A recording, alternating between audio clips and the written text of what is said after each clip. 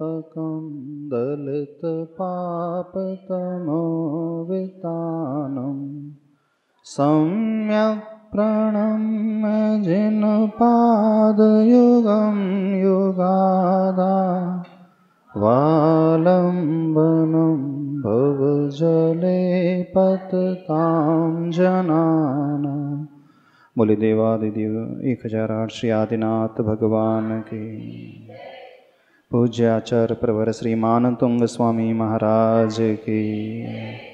गुरुणाम गुरु आचार्य भगवान श्री ज्ञान सागर जी महाराज की।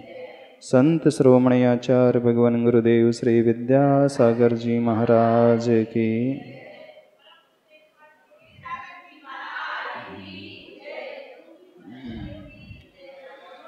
उच्चारण कर लेते हैं दूसरा श्लोक।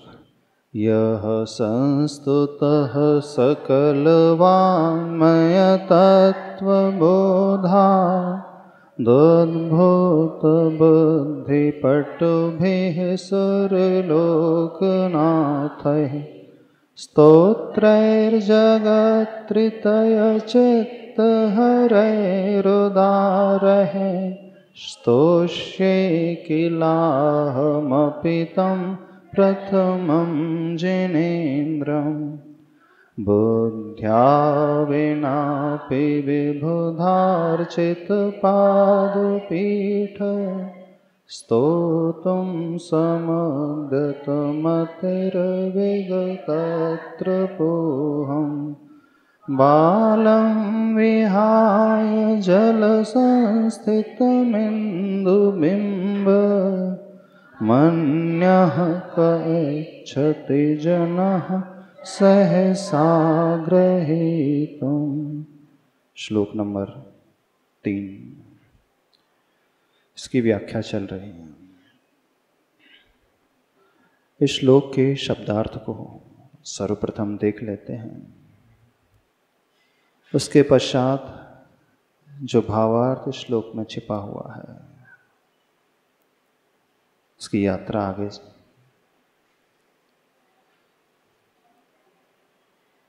पूज्य आचार्य भगवान मानतुंग स्वामी जी ने एक वैज्ञानिक ढंग से इस भक्तामर स्तोत्र की रचना की है। हमारी मानसिकता को बदलने का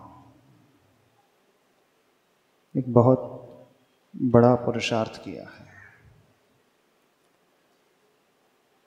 हम देखेंगे इस स्तोत्र में बहुत सारे श्लोक ऐसे ही निकल जाएंगे और स्तुति प्रारंभ ही नहीं होगी। आठ 10 श्लोक तो ऐसे ही निकल जाएंगे क्योंकि स्तुति में भगवान के गुणों का गुणानुवाद किया जाता है।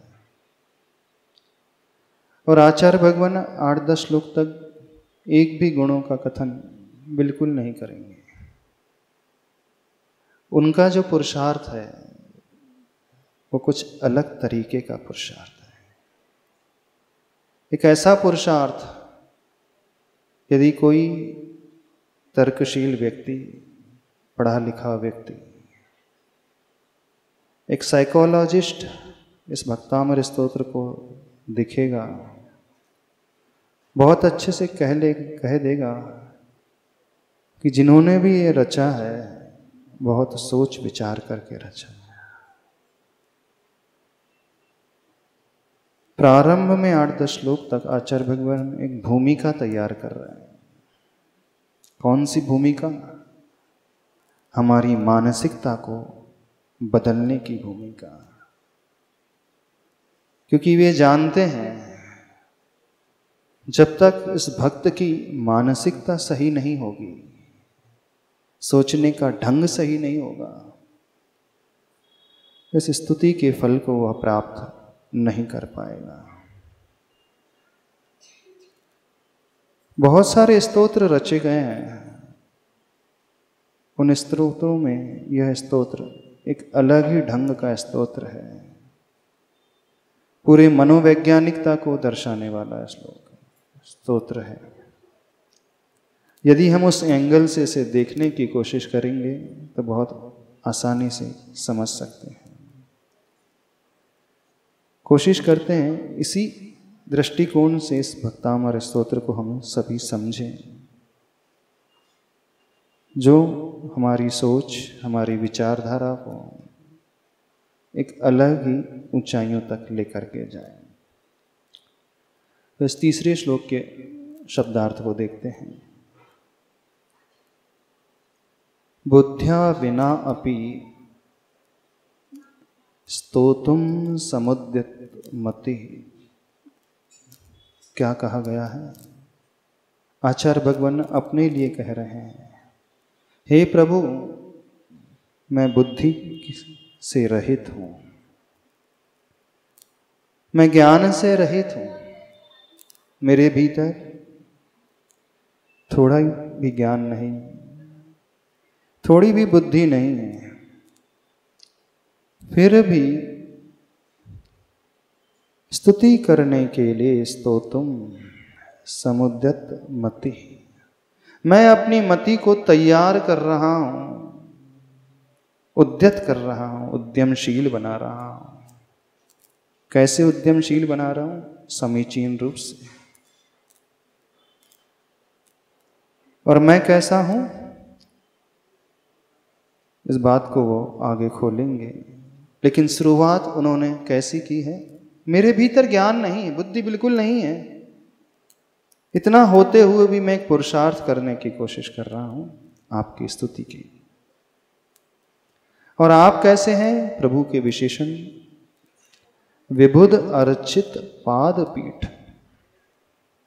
विबुध का अर्थ होता है देवता, देव का एक नाम विबुध भी होता है।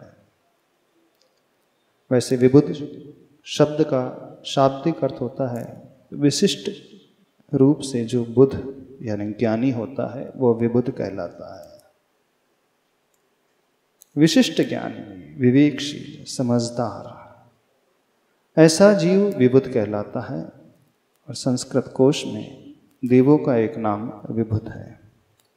तो हे प्रभु, आप कैसे विबुध अर्चित, विबुध प्लस अर्चित की संधि हो गई तो विबुधार्चित बन गया।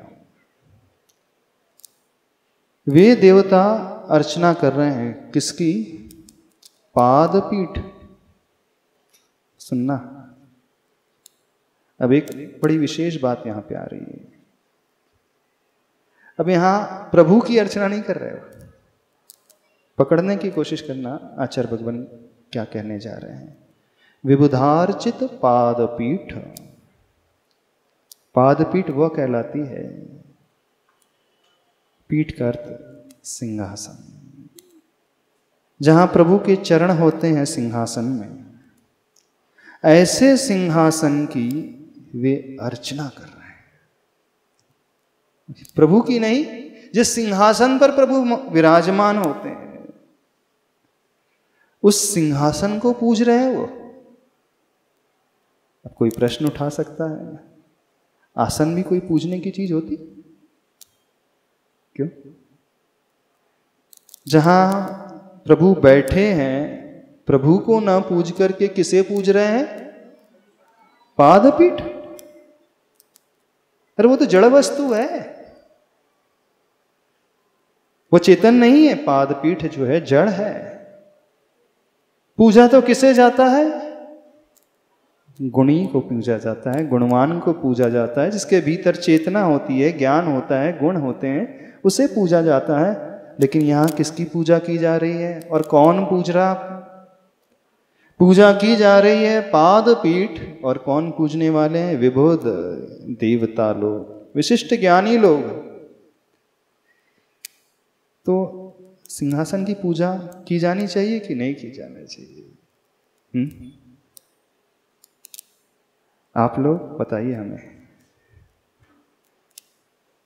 क्या ये बेवकूफी भरा काम नहीं है?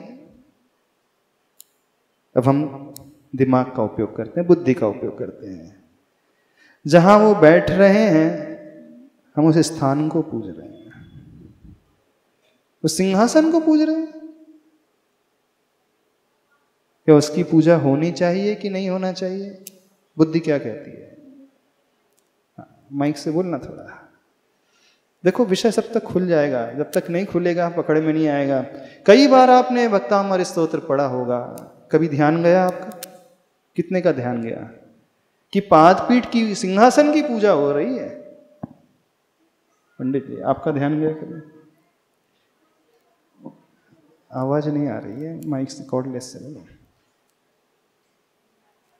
इसके पीछे छिपे हुए रहस्य को हम पकड़ें, इसके पीछे छिपे हुए मनोविज्ञान को हम पकड़ने की कोशिश करें। हाँ नमस्ते महाराज। हाँ वो सिंहासन क्योंकि उस पर भगवान विराजमान है, इसलिए आवाज नहीं आ रहा। भगवान नमस्ते महाराज। हाँ उस सिंहासन पर भगवान विराजमान, इसलिए उनका आसन इसीलिए उत्पूज्य हो गया। ये तो पता है सिंहासन में प्रभु विराजमान होते हैं, लेकिन सिंहासन अपने आप में जड़ है, उसकी पूजा क्यों? क्योंकि जो समझदार होता है वो अपने विवेक का प्रयोग करेगा।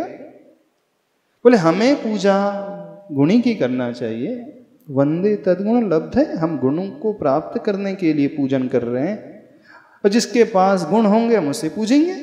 अब सिंहासन के पास कौन से गुण आ गए? बताओ हमें, क्या आ गया उस सिंहासन में? स्फटिक मणि का है, मणिमय है, सिंहासन है, और प्रभु जो है उस पर विराजते भी नहीं है, अधर में 4 अंगुल रहते हैं। क्यों उसे पूजना? सही है गलत है, और लिख रहे हैं आचार्य भगवान, सोचना विचारना क्यों लिखा गया है, क्यों कहा गया है। आप लोग नवदेवता की पूजा करते हैं। नवदेवता में कौन कौन से देवता आते हैं? अरहंत सिद्धाचार उपाध्याय साधु, जिन धर्म जिन आगम जिन चैत्य, और अंतिम देवता आते हैं चैत्यालय।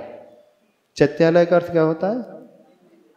चैत्य का जो आलय है, चैत्य की रहने का स्थान जो है, आलय मतलब वो भवन स्थान, जहां वो चैत्य ने जिन बिंब विराजमान रहते हैं, जहां प्रतिमा रहती है, वो चैत्यालय कहलाता है। आप लोग प्रतिदिन अर्घ्य चढ़ाते होंगे नव देवता के लिए, चैत्यालय की पूजा क्यों की जाती है? चैत्यालय का अर्थ सीधा सा है मंदिर है। मंदिर की पूजा क्यों की जा रही है? समझ रहे हो नहीं? क्यों पूज रहे हो मंदिर को? भगवान के रहने का स्थान है, विराजमान हुए उस पर, उसके अंदर रहते हैं। थोड़ा सा और अच्छे से सोचोगे तो समझ में आ जाएगा। समय शिखर जी आप लोग जाते हैं, किसकी पूजा कर रहे हैं? हाँ, प्रत्येक टोक को कोई आप वंदना करने जाते हो, वहां कोई भगवान तो है नहीं,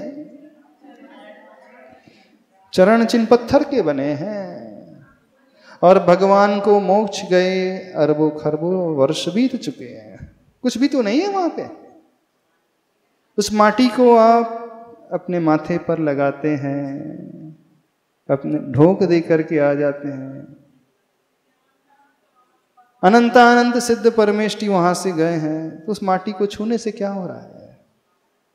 क्या रहस्य है इसका? हर व्यक्ति समय शिखर जी जाता है? क्या पाते हो वहां जाकर के? क्या मिल जाता है आपको? माटी तो आपके घर पे भी है, किसी खेत में मिल जाएगी मिट्टी तो। हाँ, माइक से बोलना थोड़ा सा, आवाज क्लियर हो जाएगी, स्पष्ट हो जाएगी। बहुत सारे लोग सब कुछ करते हैं, लेकिन उन्हें पता ही नहीं हम क्या करे जा रहे हैं। नमस्ते महाराज। सब देखा सीखी किए जा रहे हैं। हाँ बोलिए। भगवान को तो नहीं देखा, पर उनका अस्तित्व और उनके गुण वहाँ वो तो था कि। तो मिट्टी को क्यों पूजना? मिट्टी से पूजने से क्या मिलेगा? उस स्थान पे भगवान ने, हाँ, उस स्थान पर भगवान थे। हाँ, उन्होंने जब तो माटी में क्या आ गया? भगवान तो चले गए सिद्धालय, माटी में क्या आ गया? हमारी अज्ञान बुद्धि तो क्या आ गया? जहां प्रभु रहते हैं वहां की वर्गणाएं जो हैं अपने आप में पावरफुल हो जाती हैं। वो क्षेत्र जो है अपने आप में शुद्ध हो जाता है, एनर्जेटिक हो जाता है, ऊर्जा से भर उठता है। बस उस ऊर्जा के कारण, उस ऊर्जा को ग्रहण करने के लिए हम उस स्थान को, उस माटी को पूजने लगते हैं। जिस सिंहासन पर प्रभु विराजमान थे, सिंहासन पूजनीय नहीं है, बिल्कुल नहीं है, सिंहासन में कुछ भी नहीं है, लेकिन वह पूजनीय क्यों हो गया? क्योंकि तीर्थंकर प्रभु उस सिंहासन के ऊपर विराजमान थे। तो वह सिंहासन अपने आप में एनर्जेटिक हो गया, ऊर्जा से भर उठा, उसकी वर्गणाएं जो पावरफुल हो गई हैं, और उस वर्गणा से युक्त सिंहासन को जब पूजा जा रहा है, नतमस्तक हुआ जा रहा है, स्पर्श किया जा रहा है, तो वो व्यक्ति उस एनर्जी को पाता है। आचार्य भगवान जहाँ बैठते हैं, जहाँ भक्ति होती है, जिस सिंहासन के ऊपर आचार्य भक्ति होती है, संध्या काल के समय, प्रातः काल के समय, और भक्ति के पश्चात उठ करके चले जाते हैं, तो क्या बहुत सारी महिला जाती हैं सिंहासन के ऊपर, हाथ फेरती हैं और माथे पे लगाती हैं। क्या ये मिथ्या है? मिथ्या नहीं है। क्यों मिथ्या नहीं है? बिल्कुल समीचीन है वो, क्योंकि वो वर्गणा आचार्य भगवान की ऊर्जा से भरी हुई वो शक्ति उस सिंहासन के आसपास आ गई, उस स्थान में आ गई, क्षेत्र में आ गई है। उसे छू करके व्यक्ति पवित्र हो जाता है। इस उद्देश्य को लेकर के प्रभु के, गुरु के सिंहासन को महिला वर्ग छूती है। गुरु के चरण को तो नहीं छू पाते हैं, बोले हाँ इसी सिंहासन पर आचार्य भगवान बैठे थे, अब आचार्य भगवान को तो हम नहीं छू पा रहे हैं, चल कम से कम उस सिंहासन की ऊर्जा को अपने भीतर प्रवेश करा लें। और होता है, फर्क पड़ता है, बिल्कुल फर्क पड़ता है। और उसको धो लेंगे, जल डाल लेंगे और उसमें छन्ना फेर देंगे और गंधोदक बना करके रख लेंगे, ऐसा भी होता है। माइक से बोलना, माइक से बोलना। हाँ हाँ, थोड़ा सा माइक कॉर्डलेस लेके बोलो तो सबको आवाज आ जाएगी। हाँ महर्षि, कभी कभी ऐसा भी होता है, जैसे आप लोगों की जो वैयावृत्ति करके पुरुष लोग आते हैं, तो हम बोलते हैं कि हमारे सिर पर भी लगा दो बेटा, हमें भी थोड़ा सा। हाँ हाँ, उसमें कोई गलत नहीं है। पहले जमाने में जब साधन नहीं थे, लोग सम्मेद शिखर जी की वंदना करने जाते थे तो बैलगाड़ी में जाते थे। महीने महीने भर की यात्रा करने के पश्चात सम्मेद शिखर जी पहुँचते थे, और जो वंदना करके लौट करके आता था तो लोग उस श्रावक के चरण पढ़ने, है ना। हाँ, क्योंकि ये वो चरण है जो सम्मेद शिखर को स्पर्श करके आए हैं, इसकी माटी को छू करके आए हैं। हम नहीं जा पा रहे हैं तो कम से कम उस माटी से स्पर्शित चरण को छू करके कुछ ऊर्जा हम ग्रहण कर लें, तो इसमें कुछ भी मिथ्या नहीं है। उसका लक्ष्य इतना ही है कि उस ऊर्जा को ग्रहण करने का। तो जो ये कहते हैं कि जहाँ प्रतिमा होती उसी की पूजा करना चाहिए, नहीं, वो क्षेत्र भी अपने आप में विशुद्ध हो जाता है। चैत्यालय की पूजा इस कारण की जाती है कि वहाँ चैत्य विराजमान रहते हैं, और जहाँ प्रतिमा विराजमान होती है वो मंदिर अपने आप में बहुत बड़ा एनर्जी का सोर्स बन जाता है, पावरफुल एनर्जी का सोर्स रहता है। उससे बड़ा एनर्जी का सोर्स दुनिया में कहीं नहीं मिलेगा। चैत्यालय को नमस्कार करते ही वह ऊर्जा हमें मिलने लगती है। तो इसी बात का समर्थन पूज्यवर मानंतम स्वामी जी कर रहे हैं। विबुधार्चित पाद पीठ, क्या कहा गया है? विबुध के द्वारा अर्चित, यानी देवता के द्वारा अर्चित यानी पूजित। क्या पूजा जा रहा है? पाद पीठ। हे प्रभु, आपकी जो पाद पीठ है, आपका जो सिंहासन है, देवता लोग उसे छू करके, उसकी पूजा करके अपने आप को धन्य मानते हैं, कृतकृत्य मानते हैं। तो इस रहस्य को पकड़े हम। बहुत सारी क्रियाएं व्यक्ति करता है, लेकिन उसे रहस्य पकड़ में नहीं आता, मैं क्या कर रहा हूं, क्यों कर रहा हूं, इससे मुझे क्या मिलेगा। और जब रहस्य पकड़ में आ जाता है, व्यक्ति को लगता है कि नहीं, मुझे इसमें से बहुत कुछ प्राप्त हो रहा है, वो ऊर्जा, वो एनर्जी गेन कर रहा हूं, तो उसके भाव और अच्छे से हो जाने लगेंगे। अभी तक आपको पता नहीं है, जब मंदिर की देहरी में प्रवेश करते हैं तो आप देहरी को छूते हैं ना, इसमें कुछ भी गलत नहीं है, क्योंकि वह स्थान भी पवित्र है। लेकिन अब पता चल गया, इसलिए छुआ जा रहा है इस देहरी को, इसलिए छुआ जा रहा है सिंहासन को, इसलिए स्पर्श किया जा रहा है, अथवा हाथ जोड़े जा रहे हैं जिनालय के, चैत्यालय के, शिखर के, कलश के, क्योंकि वह सब कुछ पूरा का पूरा जिनालय, चैत्यालय वो एनर्जी से भर उठा है, तो आपके भाव और निर्मल होंगे और विशुद्ध होंगे। तो इस बात को स्वयं आचार्य भगवान कह रहे हैं, विबुधार्चित पाद पीठ, विबुध के द्वारा, देवता के द्वारा अर्चित वो पाद पीठ है, बुद्धिया विना अपिहा। अच्छा, जैसे कोई कार्य, जैसे मंदिर के दरवाजे अपन छूते हैं, हाँ। या फिर सिंहासन को या पाटे को, लेकिन तब पता नहीं था कि ये मतलब ऐसा कुछ है। हाँ। फिर अपने आप क्यों मन हुआ ऐसा? नहीं, अपने आप मन नहीं हुआ, आप लोग पहले से देखते आए हैं, आपके जो बड़े हैं, बुजुर्ग हैं, वो ये कार्य करते हैं, तो आपने अपने घर के बुजुर्गों को देखा है कि देहरी को वो छूते हैं, है ना, स्पर्श करते हैं, झुकते हैं। तो बहुत सारे कार्य ऐसे होते हैं जिसके प्रति व्यक्ति बुद्धि नहीं लगाता, दिमाग ही नहीं लगाता, क्या कर रहा हूँ मैं, बस गतानुगतिकता के अनुसार देखा सीखी करते चले जाता है। पर जब लॉजिक पकड़ में आ जाता है, रहस्य पकड़ में आ जाता है, तो उसकी विशुद्धि और बढ़ने लगती है। तो आचार्य भगवान का वो सिंहासन भी पूजनीय है, कोई बात नहीं है। सम्य शिखर की वो माटी भी पूजनीय है, उससे हमें बहुत कुछ प्राप्त होता है। क्योंकि जहाँ महापुरुष रहते हैं, जिस क्षेत्र को वो छू लेते हैं, जिस माटी को छू लेते हैं, वो माटी भी साधारण माटी नहीं रह जाती, वो माटी भी विशेष शक्तिवर्धक माटी, शक्तिशाली माटी हो जाती है। क्योंकि उसकी वर्गणाएं का प्रभाव, तीर्थंकर भगवान की वर्गणाओं का प्रभाव उस क्षेत्र पर पड़ता है। जो महापुरुष जिस स्थान में रहने लगे, वो कुछ न भी करे, आचार्य भगवान हमसे बात न भी करें, देखे भी ना, आशीर्वाद भी ना दे, वे अपने ही स्वाध्याय में, ध्यान में लीन रहें, और हम दूर से उन्हें नमोस्तु कर लें तो भी लाभ हो जाएगा। यह चिंता नहीं करना, उन्होंने तो हमें देखा ही नहीं, आशीर्वाद के लिए हाथ उठाया ही नहीं, कुछ बोला ही नहीं।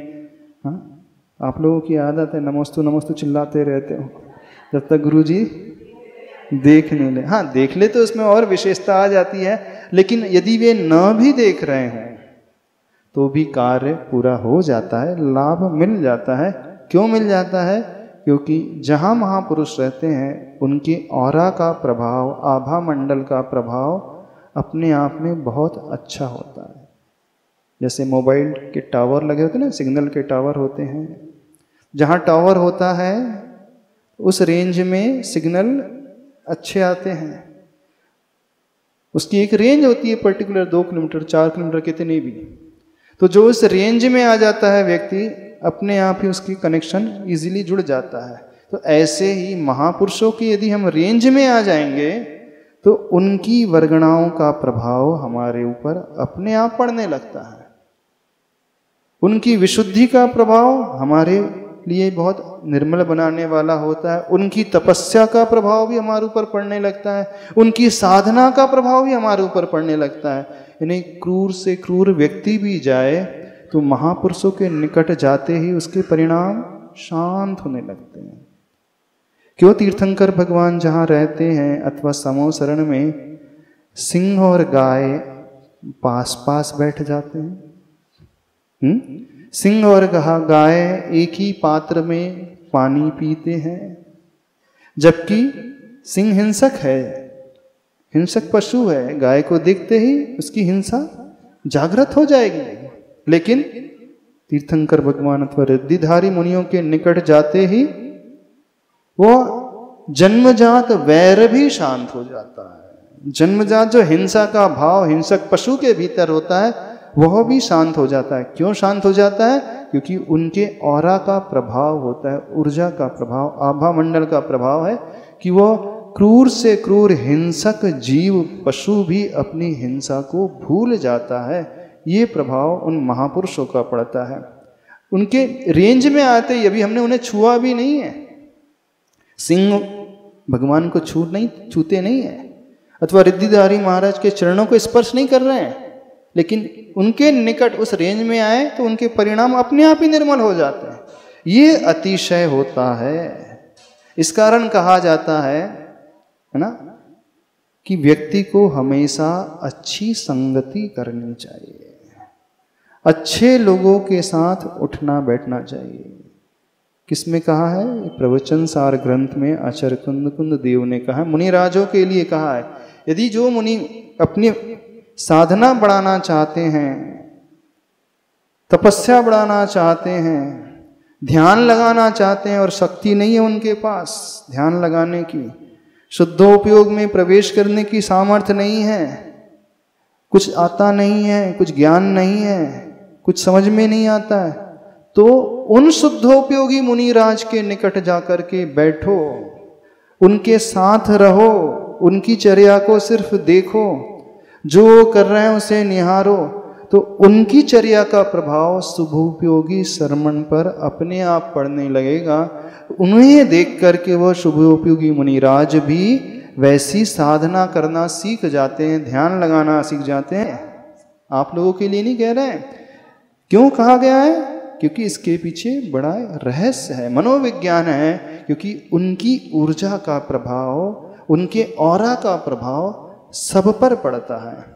और यदि हम ऐसे व्यक्ति के निकट रहेंगे जो स्वयं नेगेटिविटी में डूबा हुआ होता है, स्वयं निराशावादी दृष्टिकोण को लेकर के चलता है, स्वयं भयभीत रहता है, स्वयं जो है बहुत जल्दी हार जाता है, हाँ घबराने लगता है, तो उसे देख करके हमें भी ऐसे ही फीलिंग आने लगती है, हमारे भीतर भी ऐसे भाव पैदा होने लगते हैं।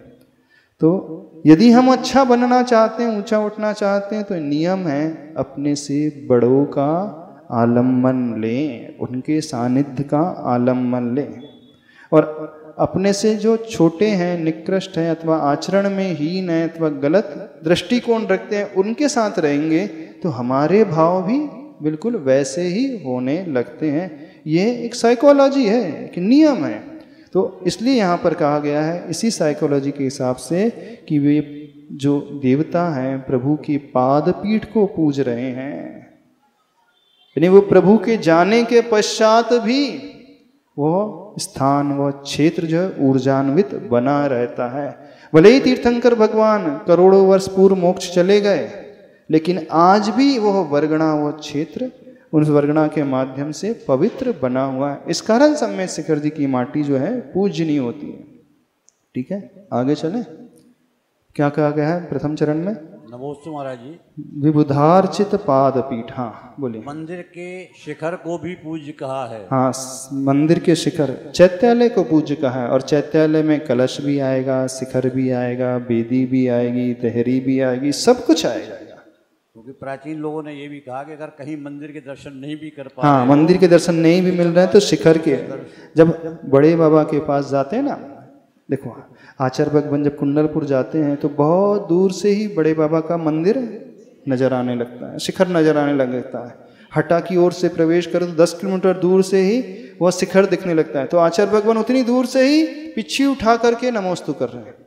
न भगवान नहीं दिख रहा है, अभी कुछ भी नजर नहीं आ रहा है, पूरा शिखर भी नजर नहीं आ रहा, शिखर का वो ऊपरी हिस्सा, वो कलश, थोड़ी सी चोटी नजर आ रही है, बस वो नजर आते ही आचार्य भगवान पिछी उठा करके बाकायदा कैसे नमोस्तु कर रहे हैं, जैसे वेदी में बैठे आदिनाथ भगवान बड़े बाबा को नमोस्तु करते हैं ना, वैसे ही पिछी उठा करके उस कलश और शिखर को नमस्कार कर रहे हैं, चूंकि वह स्थान भी उतना ही पवित्र हो गया है। इस रहस्य को हम समझें तो यहाँ पे जो कहा गया है विबुधार्चित पाद पीठ है, यानी देवता के द्वारा जो अर्चित पाद पीठ है, यानी देवता लोग उस पाद पीठ की पूजा करते हैं। अब आचार्य भगवान क्या कह रहे हैं? बुद्ध्या बिनापि, ये प्रभु मेरे भीतर, मेरे पास बुद्धि नहीं है, सामर्थ्य नहीं है, इतना होते हुए भी मैं समुद्यत मति वाला हो रहा हूँ। क्यों हो रहा हूँ? स्तोतुम, स्तुति करने के लिए उद्यमशील बन रहा हूँ, प्रयासरत हो रहा हूँ, पुरुषार्थ कर रहा हूँ। कैसा हूँ? क्या लिखा है? विगतत्र पोहम, यानी विगत त्रपो अहम। दूसरे चरण में क्या लिखा है? स्तोतुम समुद्यत मतिर विगत त्रपो, और अहम है एस जैसा अवग्रह का चिन्ह दिख रहा होगा, एस बना होगा जैसे इंग्लिश का एस होता है, तो वो अवग्रह कहलाता है। यानी वहाँ पर अ था और उसका संस्कृत व्याकरण के अनुसार लोप हो गया है, तो लोप को दिखाने के लिए अवग्रह का चिन्ह बना दिया जाता है, यानी वो अ को चिन्हित कर रहा है। तो इसका क्या अर्थ निकलेगा? संधि विच्छेद होगी तो समुद्यत मतेर विगत त्रपो अहम। विगत का अर्थ क्या हुआ? विगत यानी रहित, निकल गया। क्या निकल गया है जिसके भीतर से? त्रपो। त्रप का अर्थ होता है लज्जा, यानी जिसके भीतर से लज्जा निकल जाती है तो वो क्या कहलाता है? निर्लज्ज, है ना। जिसे कोई लोक लाज नहीं रहती है, फिर भी वह कार्य करने के लिए तत्पर हो जाता है। जिसे कुछ भी ज्ञान नहीं है, कुछ समझ में आता नहीं है, कुछ भी बुद्धि नहीं है, फिर भी वह कार्य करने के लिए तत्पर हो गया है। सामर्थ्य से हीन है, आता जाता कुछ नहीं है, फिर भी कोशिश कर रखने मुझे करना ही है। तो कहते हैं ना, क्या कहा जाता है? निर्लज्ज जैसे है। शक्तिहीन होकर के भी, सामर्थ्यहीन होते हुए भी कार्य कर रहे हैं। तो आचार्य भगवान अपने लिए क्या कह रहे हैं? विगत त्रपो अहम। कितनी बड़ी बात है, ध्यान से सुनो। कितनी बड़ी बात कह रहे हैं? समुद्यत मतिर स्तोतुम बुद्ध्या विना अपि विगत त्रपोहम। हे प्रभु, मेरे पास बुद्धि नहीं है, फिर भी मैं उद्यत हुआ हूं, अपनी मति को उद्यत कर रहा हूं, पुरुषार्थ कर रहा हूं। किस प्रकार से पुरुषार्थ कर रहा हूं? समीचीन रूप से। सम उपसर्ग लगा है, समधन उद्यत है तो समुद्यत बन गया। विगत त्रपोह, मैंने अपनी लोक लाज को छोड़ करके आपकी स्तुति करने के लिए तैयार हो रहा हूं। मुझे पता है मेरे इस पुरुषार्थ को देख करके लोग हंसेंगे। कोई व्यक्ति अपने सिर से पहाड़ फोड़ने की तैयारी कर रहा है, मान लो, मैं इस पहाड़ को तोड़ करके ही रहूंगा, तो आप क्या कहोगे उसे? पागल है, बेवकूफ है, इतना सा ज्ञान नहीं, सिर से कभी पहाड़ टूट सकता है? यानी जो सामर्थ्य नहीं है वह कार्य करने के लिए तैयार हो गया। कोई कहे कि मैं कार को अपने हाथों से खींच करके आगे ले जाऊंगा, तो आप क्या कहोगे? इतनी तो समझ अपने भीतर पैदा कर लो, वश की है भी कि नहीं है। तो व्यक्ति उस पर हंसते हैं। किस पर हंसेंगे? जो कार्य नहीं किया जा सकता फिर भी वो करने की कोशिश कर रहा है। चांद को तोड़ करके लाने की बात कर रहा है, तारों को तोड़ करके लाने की बात कर रहा है। बोले तो बहुत ऊंची सी हो रही है, बोले बहुत ज़्यादा झिल नहीं रही, क्या बोलते हैं, झेलते नहीं बन रहा है, झेल नहीं पा रहे हैं। हाँ, क्या क्या बोलते हैं, हाँ बहुत ज़्यादा ऊपर से निकल रही है, तो पॉसिबल ही नहीं है। वो कार्य करने के लिए किया जा रहा है पुरुषार्थ। तो आचार्य भगवान ये जान रहे हैं कि मेरी बुद्धि नहीं है और दुनिया मुझ पर हंसेगी, मुझे निर्लज्ज समझेगी, मेरे पास बुद्धि नहीं है। और आप देवताओं के द्वारा पूजित, आप नहीं, आपकी पादपीठ देवता के द्वारा पूजित है। कहाँ आप इतने महान हैं? हाँ, कहाँ आपके इतने सारे गुण हैं, इतनी महानता है, इतनी शक्ति है। अमर लोग, देवता लोग, इंद्र लोग आपकी पूजा कर रहे हैं, जिनके पास सब कुछ होता है, सामर्थ होती है, और उनकी तुलना में मेरे पास कुछ भी नहीं है, कोई बुद्धि नहीं है। फिर भी मुझ जैसा निर्लज्ज देखो आपकी भक्ति करने के लिए उद्यत हो गया है, तैयार हो गया है। कितनी बड़ी बात है। तो आचार्य भगवान अपनी लघुता को प्रदर्शित कर रहे हैं, जबकि ये स्तोत्र उन्होंने ही लिखा है और किसी ने नहीं लिखा। इतना लिखते हुए भी, इतनी बुद्धि होते हुए भी स्वयं के लिए क्या संबोधन दिया जा रहा है? बुद्ध्या विनापि।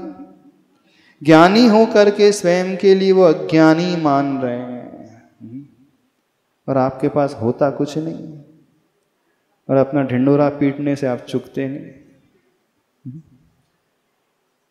शक्ति कुछ नहीं है, ज्ञान कुछ नहीं है, लवलेश मात्र भी।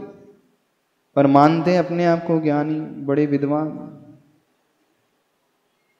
जो वास्तविक ज्ञानी होता है वो हमेशा अपने आप को अज्ञानी ही मानता है। अच्छा एक बात बताओ, इतना ज्ञान उनके पास था, भीतर था, और वो अपने आप को कह रहे बुद्ध्या बिना अपि, तो ये सही कह रहे हैं कि नहीं कह रहे हैं? अब हम बुद्धि से सोचें, जिसके पास इतना ज्ञान है, जिन आचार्य भगवान के पास, और वो अपने लिए क्या टाइटल लगा रहे हैं? बुद्ध्या बिना, बुद्धि से रहित हूं मैं। कहीं ऐसा तो नहीं? क्योंकि यह भी एक तरीका होता है अपनी बढ़ाई करवाने का, कि दुनिया के सामने बोल दो देखो मुझे कुछ नहीं आता, अरे मैं तो एक नंबर का बेवकूफ हूँ, मुझे थोड़ा कुछ आता ही नहीं है, कहाँ बड़े बड़े लोग हैं। तो ऐसी बात सुन करके लोग तो इम्प्रेस तो हो जाते हैं, देखो कितना विनयशील है ये, सब कुछ जानते हुए भी अपने आप को कितना छोटा बनवा रहा है। ये भी एक तरीका होता है अपनी प्रसिद्धि को पाने का, होता है कि नहीं? होता है कि नहीं? होता है। कई तरीके होते हैं अपनी बड़प्पन दिखलाने के लिए, अपनी बढ़ाई दिखलाने के लिए भी दुनिया वालों के सामने बोलते हम तो कुछ नहीं जानते, हमें कुछ नहीं आता है, हम तो निरे मूर्ख हैं। कहीं ऐसा तो नहीं? आचार्य भगवान अपने आप को बहुत अच्छा प्रस्तुत करने के लिए इस प्रकार कर रहे हैं। देखो अब हम एकदम उल्टा अर्थ लगा रहे हैं। अब हमारा चिंतन कैसा जा रहा है? आप भी सोचेंगे महाराज जी आप भी कैसा उठपुटांग सोचते रहते। आचार्य भगवान के लिए हमें नहीं, एक जो वास्तविक ज्ञानी होता है वो अपने आप को अज्ञानी ही मानता है। हाँ क्या कह रहे थे आप? बोलिए। हम बोले हाँ, माइक से बोलो, आवाज आ जाएगी। देखो ये पहचान होती है गुणी की, और इसमें कुछ मिथ्या भी नहीं है, और यह भी भाव नहीं है कि हम इतने छोटे बन जाएंगे अथवा कहेंगे तो दुनिया वाले हमें बड़ा मान लेंगे। हाँ महाराज जी, व्यवहारिक जीवन में अगर ऐसे बोलो हाँ तो ये मायाचारी में नहीं आएगा क्या? हाँ क्या व्यवहारिक जीवन में क्या मायाचारी में आ जाए? किसी को इम्प्रेस करने के लिए कि नहीं हमसे तो कुछ नहीं, हाँ हमसे तो कुछ भी नहीं बनता है, हमसे कुछ नहीं आता है, मायाचारी। अब ये इंटेंशन पर डिपेंड करेगा, उद्देश्य पर आधारित रहेगा। आ भी सकता है और नहीं भी आ सकता है। अब देखना, यहाँ पर आचार्य भगवान की मायाचारी नहीं है। आचार्य भगवान वास्तव में अपने आप को इतना लघु बना रहे हैं। क्यों वो कह रहे हैं बुद्ध्या बिना अपि? जब हमारी दृष्टि प्रभु के ज्ञान की ओर जाएगी, प्रभु के केवल ज्ञान को जब हम देखेंगे, उनके अनंत ज्ञान को जब हम समझेंगे, उनकी शक्ति को जब हम समझेंगे, तो उनके ज्ञान की तुलना में अपना ज्ञान नगण्य है, निग्लिजिबल है, न के बराबर, एज गुड एज नहीं ही जिसे बोलते हैं, होना नहीं होना एक बराबर है ना। जैसे निगोदिया जीव होता है, एक श्वास में 18 बार जन्म ले रहा है, मर रहा है, अथवा एक सेकंड में 24 बार जन्मता मरता है, यही काम करता है, तो उसका जीना और नहीं जीना एक ही बराबर है। ये भी कोई जीना होता है? न मरने के लिए पैदा हो रहा है वो निगोदिया जीव, एक सेकंड में 24 बार जन्म ले रहा है, मर रहा है। अपन पलक झपकती एक बार तो उसमें बार 24 बार पैदा भी हो गया, मर भी गया। तो इतने कम समय के लिए जो पैदा हो रहा है और मर रहा है, तो उसका जीना भी नहीं के बराबर है। यानी होना और नहीं होना एक ही बराबर है। तो ऐसे अनंत ज्ञानी तीर्थंकर जो प्रभु हैं, केवली भगवान हैं, उनके ज्ञान को जब हम देखेंगे और अपने ज्ञान को देखेंगे, तो उनकी तुलना में हमारा ज्ञान नहीं के बराबर है ही नहीं। जब ये भावना भीतर आएगी, तब वो अपने आप को इतना लघु मानेगा। लघु मानने वाला व्यक्ति, और अभिमान से बचने का तरीका यही है। जब जब हमें अभिमान पैदा होने लगे किसी अपने गुण विशेष को लेकर के, अपने रूप विशेष को लेकर के, तप विशेष को लेकर के, शक्ति विशेष को, धन विशेष को लेकर के, प्रभुत्व विशेष को लेकर के अभिमान मान पैदा होने लगे, ज्ञान को लेकर के, तो तुरंत अपन अपने से बड़ों को देखें, ज्ञानियों को देखें, सामर्थ्यवान को देखें, तुरंत हमारा मान जो उछलने की ओर था एकदम शांत हो जाएगा, बिल्कुल डाउन टू अर्थ एकदम शांत हो जाएगा। और वास्तविकता यही है, कहाँ भगवान का छाई ज्ञान, कहाँ अपना क्षयोपशमी ज्ञान। आज पढ़ते हैं, कल भूल जाते हैं, और 4 दिन पाठ नहीं करेंगे तो भक्तांबर भी चला जाएगा, ऐसी है ना। 8 दिन यदि पाठ ना करो रोज तो क्या होगा, 9वें दिन कुछ लोग ही गायब हो जाएंगे, शुरू कहीं से करते हैं पहुंच कहीं जाते हैं। यानी इतनी अल्प बुद्धि सबकी अपन की है, इतना अल्प ज्ञान है, इतनी अल्प मेमोरी है, थोड़ा सा यदि रिवीजन ना हो तो सब साफ हो जाता है। और भगवान का जो ज्ञान है वो छाई ज्ञान है, अनंत काल के लिए रहने वाला, कभी समाप्त नहीं होने वाला है। तो उनके ज्ञान को जब हम देखें अथवा अपने से अधिक ज्ञानी को देखें, तुरंत हम एकदम नीचे आ जाते हैं, लघु आ जाते हैं। और यही एक सबसे बड़ा मीडियम है, माध्यम है अपने आप के विकास का। क्योंकि विकास तभी होता है जब हम मान से रहित होते हैं। तो यहाँ पे जो लघुता का भाव प्रदर्शित कर रहे हैं आचार्य भगवान, प्रदर्शन के लिए नहीं, दिखावे के लिए नहीं, मायाचारी के लिए नहीं, बल्कि इसी से व्यक्ति का विकास होता है। और फैक्ट है, सही है। छाई ज्ञान की तुलना में क्षयोपशमी ज्ञान, नश्वर ज्ञान जो नष्ट होने वाला है, उसकी कोई कीमत ही नहीं, वैल्यू ही नहीं।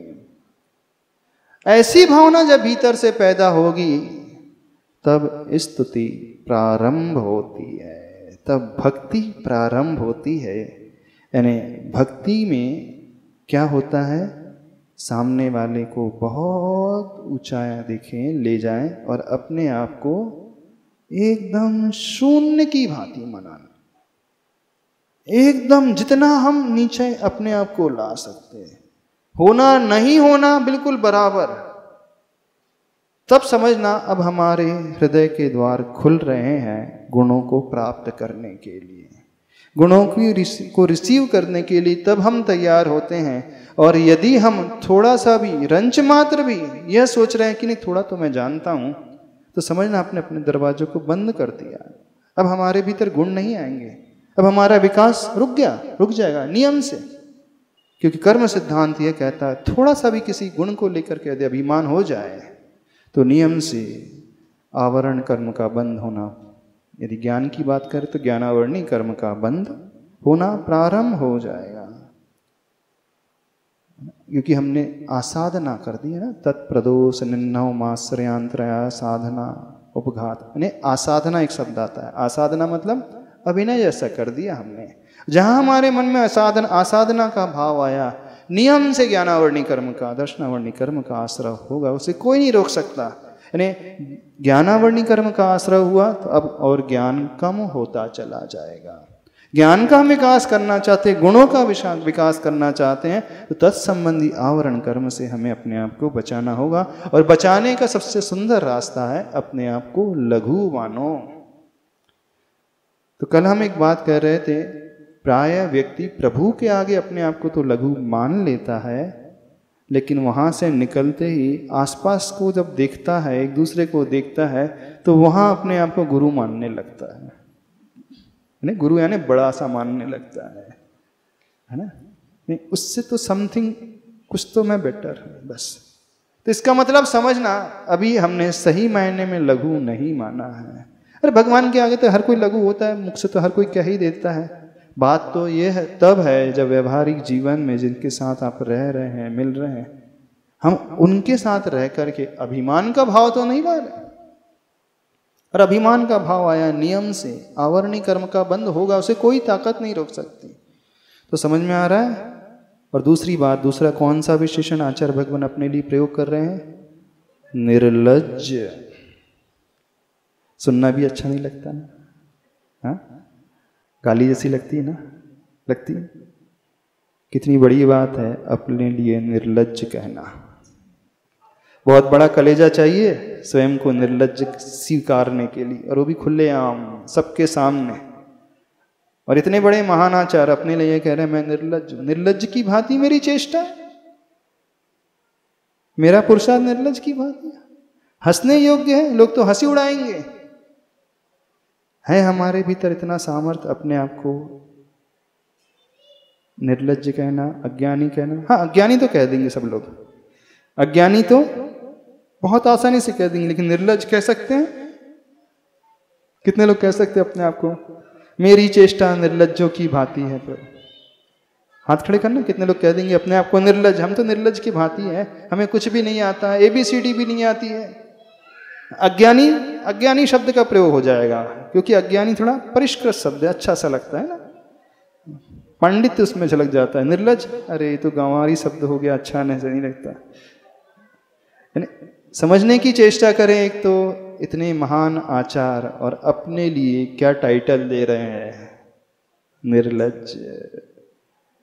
कितनी बड़ी बात है, सब कुछ होते हुए भी। और दूसरे एंगल से हम देखें तो उनके ज्ञान की कोई सीमा नहीं है, बहुत बड़े थे, बहुत ज्ञानी थे, बहुत विद्वान थे। और इतना होते हुए भी, क्योंकि उस समय, जिस समय की घटना है, उस क्षेत्र में कोई इन जैसा ज्ञानी नहीं था।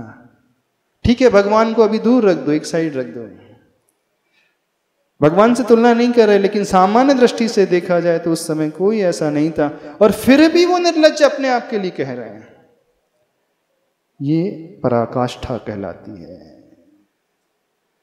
पराकाष्ठा कहलाती है। एक्सट्रीम जो कहा जाता है ना, एक्सट्रीमिटी हो गई है, एकदम व्यक्ति अति में चला गया। और बिना एक्सट्रीम में जाए, बिना पराकाष्ठा में जाए, व्यक्ति का विकास हो नहीं सकता। तो इस मनोविज्ञान को समझे। जिस भी गुण में हम अपना विकास चाहते हैं, जो भी हम पाना चाहते हैं, जिस क्षेत्र में भी हम पाना चाहते हैं, पहली कंडीशन अपने आप को एकदम लघु बना ले, निर्लज्ज कह दे, स्वीकार ले। अरे जब मुनि महाराज कहते हैं मैं पापिश हूँ, पापिष्ठीन, दुरात्मना, जड़धिया, मायाविना, लोभिना, सारे टाइटल देते हैं। मैं पापी हूं, दुरात्मा हूं, जड़ बुद्धि हूं, मायावी हूं, लोभी हूं, तो हम नहीं कह सकते?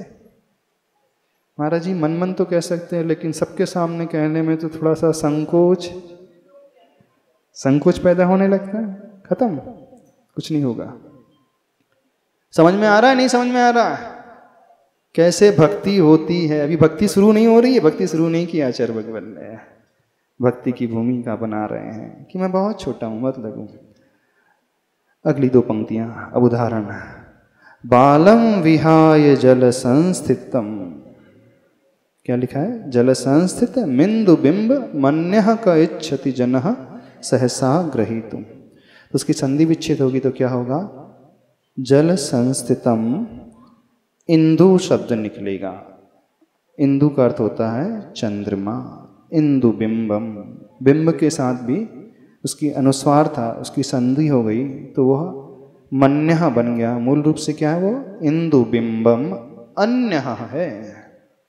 तो बालम विहाय, यानी बाल का अर्थ छोटा बालक अथवा अज्ञानी करके, बालक को छोड़ करके कौन ऐसा होगा जो जल में स्थित इंदु बिंब यानी चंद्रमा के जो बिंब को क्या करता है? सहसा ग्रहीतुम इच्छति, यानी ग्रहण करने के लिए तत्पर हो जाएगा, तैयार हो जाएगा। कौन से चंद्रमा को पकड़ने के लिए तैयार हो जा रहा है? वो जल में पड़ने वाले जो थाली में, कल उदाहरण दिया था ना, कल इसी की चर्चा की थी, जो जल में रिफ्लेक्शन आ रहा है चंद्रमा का, उस चंद्रमा को पकड़ने के लिए कौन कोशिश करता है? बालक को छोड़ करके और कोई नहीं कोशिश करता है। तो उस दृष्टि में बालक अज्ञानी है। बस उस बालक की भांति मैं भी अज्ञानी हूं। अब ये उदाहरण किसके लिए दे रहे हैं? वो ये दृष्टांत किसके लिए दिया जा रहा है? हाँ, दूसरों के लिए नहीं, स्वयं के लिए। बोले मैं बाल हूं, मैं अज्ञानी हूं। ऊपर कह दिया था वो कम नहीं था, ऊपर 2 पंक्तियों में 2 चरणों में आचार्य भगवान ने कह दिया मैं निर्लज्ज हूँ, बुद्धि बिना हूँ। ये कम शायद लग रही थी टाइटल, तो उन्होंने और अपने को एक टाइटल और दे दिया। क्या टाइटल? उस बालक को छोड़ करके जैसे कोई भी समझदार व्यक्ति जल में पड़ने वाले चंद्रमा को पकड़ने की कोशिश नहीं करता है, तो मैं उसी बालक की भांति हूँ जो जल में पड़ने वाले चंद्रबिंब को पकड़ने की कोशिश कर रहा हूँ, क्योंकि बालक का ज्ञान है। वो किस लिए कहा गया है ये?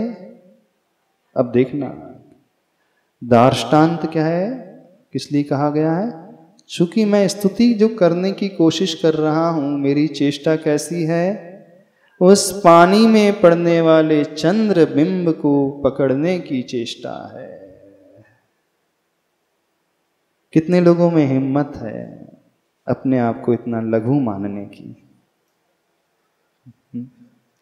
अंदर से, ऊपर से नहीं है सामर्थ्य। और फैक्ट ये है कि हमें कुछ नहीं आता हम लोगों को। आचार्य मानतुंग स्वामी जी की तुलना यदि हम करें अपने से, अथवा अपनी तुलना उनसे करें, तो उनको जितना ज्ञान था उसके कंपैरिजन में हमें कुछ भी नहीं आता।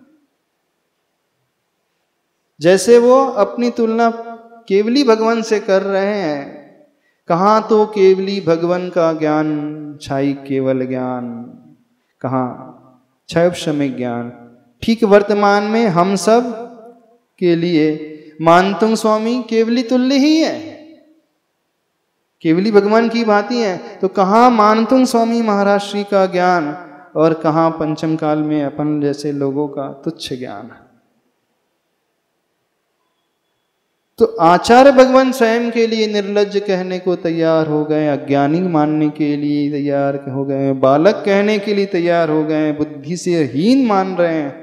और हम ऐसे हैं अक्कड़ आवाज, झुकने के लिए, मानने के लिए थोड़ा भी तैयार नहीं होते। भक्ति नहीं हो पाएगी, मानना फिर नहीं होगी, गुण ग्रहण हो ही नहीं पाएंगे, भगवान के गुण नहीं आ पाएंगे। यही कारण है कि आज तक गुण नहीं आए। खूब हमने पाठ किए, अखंड पाठ किए 24-24 घंटे के। कई लोगों ने किए होंगे, भक्तामर का अखंड पाठ किया होगा, किसी परिवार की तरफ से होता है 24 घंटे का अखंड पाठ। बोले अक्षय तृतीया आ रही तो हम अखंड पाठ रखेंगे 24 घंटे का। आदिनाथ भगवान का जन्म कल्याणकार है, ज्ञान कल्याणकार, तो अखंड पाठ। तो नॉन स्टॉप अखंड पाठ करने के पश्चात भी कुछ उतर करके नहीं आया। क्यों नहीं आया? क्योंकि हमने अपने आप को उतना लघु माना ही नहीं है। हमारा मान आगे आड़े आ जाता है, हमारा मान हमें झुकने नहीं देता, स्वीकारने नहीं देता, कहने नहीं देता कि मैं निर्लज्ज हूं। ठेस लगती ना, लोग क्या कहेंगे, लोग क्या समझेंगे, कैसे मैं अपने मुख से कह दूं? हाँ, मैं अपने मुख से अपने आप को लघु तो कह सकता हूं, लेकिन क्या उतने एक्सट्रीम में मैं जा सकता हूं? क्योंकि बिना अति के इति नहीं होती है और बिना इति के अथ नहीं होता है। क्या कहा गया? आचार्य भगवान ने मूक माटी ग्रंथ में कहा है, अति ही इति के लिए कारण होती है और इति ही अथ के लिए। इति यानी होता है समाप्ति और अथ में का अर्थ होता है बिगिनिंग, शुरुआत। जब अति हो जाए तब समझना हमारी समाप्ति हो जाएगी मान की। जब मान की समाप्ति हो जाएगी तब मानना हमारे भीतर गुण की शुरुआत होगी, भक्ति की शुरुआत होगी। तो अति का कैसी करना? जैसे आचार्य प्रवर कह रहे हैं मैं निर्लज्ज हूं, एकदम एक्सट्रीम तक पहुंच गए वो।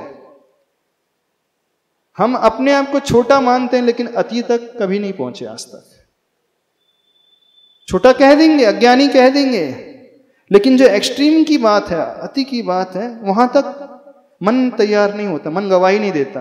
मैं लघु हूं, ये तो गवाही दे देगा, लेकिन उतना नहीं, थोड़ा तो मेरे भीतर कुछ ना कुछ है अच्छा।